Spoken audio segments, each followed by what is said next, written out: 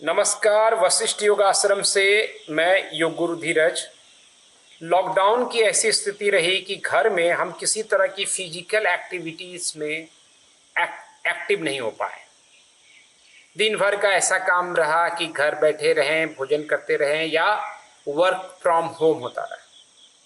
इस बीच तनाव भी आया, क्योंकि आप जब घर में रहते हैं तो तनाव होता है, हार्मोनल डिस्टरबेंस आता है, मेटाबॉलिज्म सुस्त हो जाता है और ये सब का लेना देना इतना होता है कि हमारा बेली फैट ज़्यादा बाहर आ जाता है। तो लॉकडाउन की इस साइड इफेक्ट को कम करने के लिए आज के योग अभ्यास पे ध्यान देंगे। तो सीधे आते हैं साधना पे। आप अपनी हथेली को मैट के सामने रखें, उंगलियां खुली हुई रहे, दोनों हाथ के बीच में छाती के बराबर गैप रखें, दोनों नी के बीच में हिप के बराबर गैप रहे, पांव की उंगलियां अंदर। अब सांस लेते हुए धीरे धीरे नी को पहले उठाएं, हिप को उठाएं और पीछे की तरफ जाएं, सिटिंग बोन को पीछे ले जाएं, शोल्डर को प्रेस करें। धीरे धीरे आप चाहें कंफर्ट हो तो घुटने को सीधा भी कर सकते हैं। ये शुरुआती है आसन जो पूरे शरीर को स्ट्रेच करेगा और चैलेंज देगा, साथ ही साथ ये दूसरे आसन के लिए आपको तैयार करेगा। आप चाहें बेहतरी के लिए तो इन सीरीज को करने से पहले सूर्य नमस्कार 5 से 6 राउंड कर सकते हैं। अब बेली फैट के लिए पहला महत्वपूर्ण आसन में सांस आने के लिए सांस लेते हुए आगे बढ़ें और तब तक आगे बढ़ें जब तक आपका शोल्डर और रिस्ट एक लाइन पे नहीं आ जाए। आपका कमर नीचे नहीं होकर के शोल्डर के बराबर उठा रहे और स्पाइन और नेक को एक लाइन में रखें, दृष्टि को नीचे। यहां पर शोल्डर को लिफ्ट करें और जितनी देर कंफर्ट में आप रुक सके उतना देर रुकें। थोड़ा सा बेली को इनर साइड में इंगेज करें, सांस लेते छोड़ते रहें। हर आसन को आप 2 से 3 बार रिपीट करें। यहाँ समय की मर्यादा की वजह से थोड़ा कम वक्त रुकूंगा, लेकिन आप अपने सुविधा मुताबिक जो जितना ज्यादा वक्त हो सके रुके, फिर वापस आ जाए। यहाँ घुटना बेंड करें और नीचे लेटें। दोनों हाथ को इस तरह से एक दूसरे से पैरेलल करते हुए एल्बो से बेंड करके रखें ताकि 90 डिग्री का कोण बने। पांव को उसी तरह अंदर की तरफ रखें। अब यहां पर घुटने को पहले उठाएं, आप यहां पे पहले हिप को पहले उठाएं, घुटने को जमीन पे रहने दें। अब सांस लेते हुए घुटने को भी ऊपर करें। ख्याल रहे आपका ये जो पोजीशन है शोल्डर एल्बो का एक लाइन पे रहे, कमर थोड़ा ऊंचा रहे। नीचे रहने पे कमर में दर्द होगा। हाथों को सीधा रखें। सांस लेते आप फ्लैट भी रख सकते हैं या बंद करके मुट्ठी। सांस लेते छोड़ते रहें, गर्दन स्पाइन के लाइन पर, नाभि को फिर इंगेज करें, शोल्डर को लिफ्ट करें, सांस लेते छोड़ते रहें। आप इस आसन में देर तक रुकने की कोशिश करें, लेकिन शरीर के साथ जाती नहीं हो। फिर धीरे धीरे नी बैंड करें। आप बीच में मकर आसन में रेस्ट करें थोड़ी देर और फिर आसन को 2 से 3 बार रिपीट करें। अब धीरे से वापस आ जाएं और मकर आसन से जगह पर शवासन के पोजीशन में लेटेंगे। दोनों पांव को बेंड करके रखिए और हथेली को अंदर ले जाएं।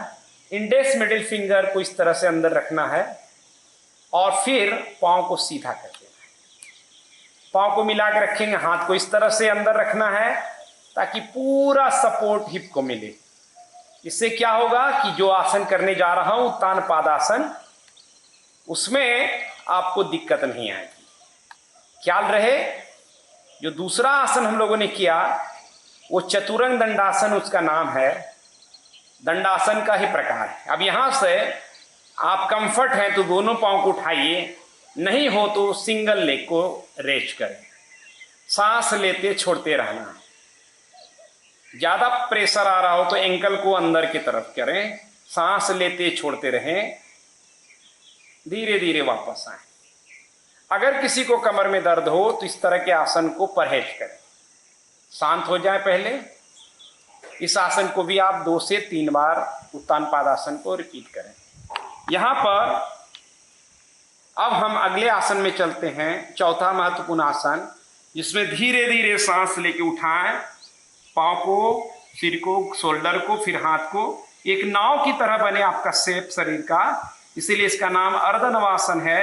ये काफी आपको वाइब्रेशन पेट के तल पर भी फील होगा। धीरे धीरे इस आसन में रहें और बिना किसी जबरदस्ती के जब लगे वापस आके रेस्ट करें। हार्ट बीट और सांसें जब नॉर्मल हो जाए तभी दूसरे आसन में बढ़ें। इस आसन को और चैलेंज में देने के लिए आप पहले अर्ध नवासन करें और फिर धीरे धीरे बैंड करके पूर्ण नवासन के पोजीशन पे आ जाएं। कीप नी बेंडेड। आप चाहें तो सीधा करेंगे तो चैलेंज बढ़ेगा, इसलिए बैंड रखें और फिर अर्ध नवासन में आ जाएं और फिर रेस्ट करें। शांत हो जाए। हर बार शांति से आसन को करते हुए जाना है। याद रखिए, क्विक फिक्स योग नहीं है कि आज किया और सब कुछ फिक्स हो गया। नियमित अभ्यास की डिमांड है। सिस्टमैटिक वे में दोनों पांव के बीच में गैप दें। कुछ भी ये इस तरह का आसन करने से कभी बैक पे पेन आ जाता है तो ये आसन रिलीव करेगा। साथ ही साथ ये सर्वांग आसन श्रेणी का है, हर अंग को बेहतर भी करेगा। सांस लेते हुए धीरे धीरे कमर को ऊपर उठाएं, पाँव को बिना हिलाए इंटरलॉक करके शोल्डर को प्रेस करें और लिफ्ट करें। आप बैक को सपोर्ट कर सकते हैं। अब इस आसन में आप 1 से 3 मिनट तक रुकने की कोशिश करें। शांति से पेट फुलाएं, सांस छोड़ते हुए पेट को अंदर करें। ये वशिष्ठ प्राणायाम है। वशिष्ठ प्राणायाम को आप आसन में कर सकते हैं। फिर वापस आएंगे और अपान आसन के लिए नी टू चेस्ट, और इसके बाद आप शांति से शवासन करें। शवासन करना बहुत जरूरी है, क्योंकि जैसे जैसे आप शवासन करेंगे तो आपके मन में और शरीर के तल पर काफी शांति आएगी और इस शांति से आपके अंदर का तनाव बिखर जाएगा, समाप्त हो जाएगा।